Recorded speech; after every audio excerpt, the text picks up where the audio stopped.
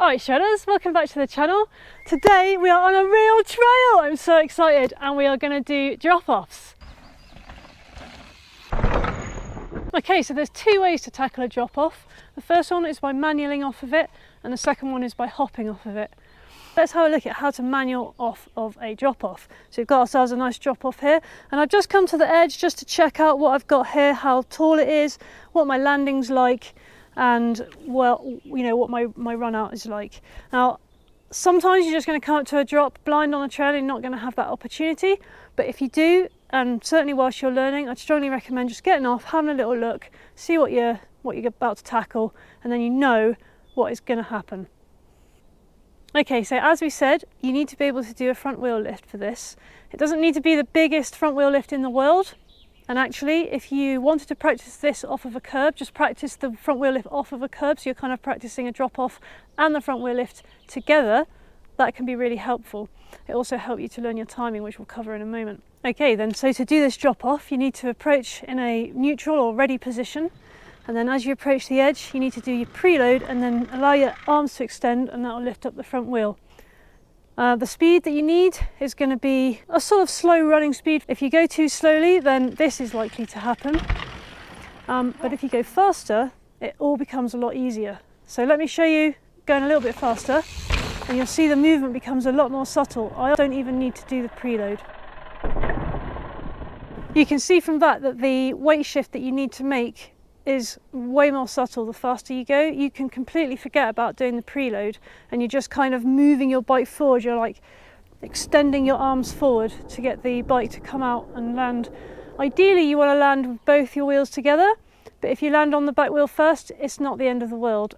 So a good way to practice your timing for this, to make sure that you're doing your front wheel lift at the right moment, is to find a curb or something perhaps a little bit higher than a curb and just practice it there, because it's low consequence.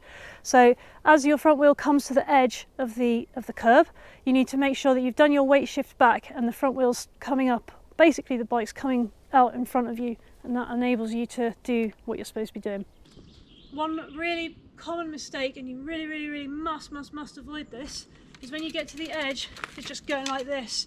If you do that, your front wheel is going to come down almost immediately, and you really risk going over the handlebars. Basically, the problem with this, I just get myself back up.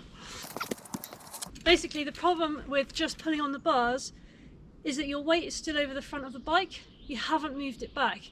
So it means that you've got less chance of the front wheel staying up, and because your weight's still over the front of the bike, if you don't manage to get over the drop in time, you're all going to land on the front, hence my comment about it being really easy to go over the handlebars. So before you take your drop-off skills to anything too big, do practice it on something small where if you do make that mistake, it doesn't matter. Okay, so on a bigger drop like this, typically you're going to want to bunny hop off of it.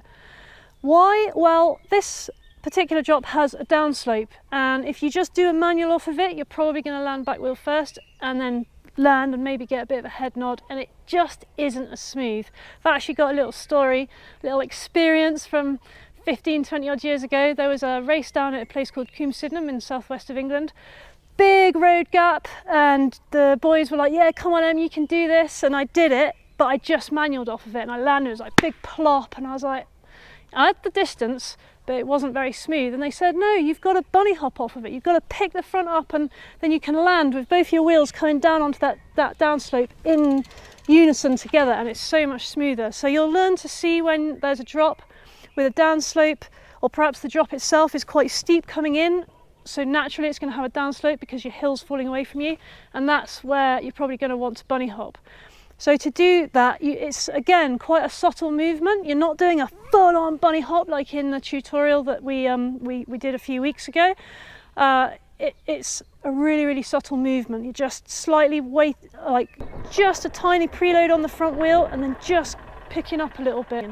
It's up to you to have a go on a smaller obstacle and just feel the difference. If you can find a drop with a nice downslope and just practice hopping off of it to see how it feels compared to just manualing off, then you're going to be able to see that difference and see what you would prefer to do, and when to pick which technique for different sizes and types of drop. Okay, so quick recap with this one. As I said, you need to approach in a ready position, nice and relaxed on the bike, your head up, looking where you're going.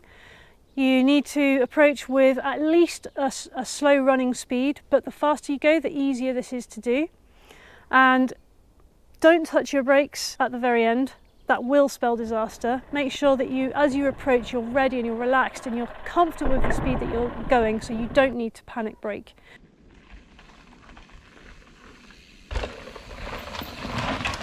Alright chaps, well, I hope you found that helpful. If you've got any questions, as usual, do drop them in the comments below and I will try and help you. If you've liked what you've seen today, give me a like.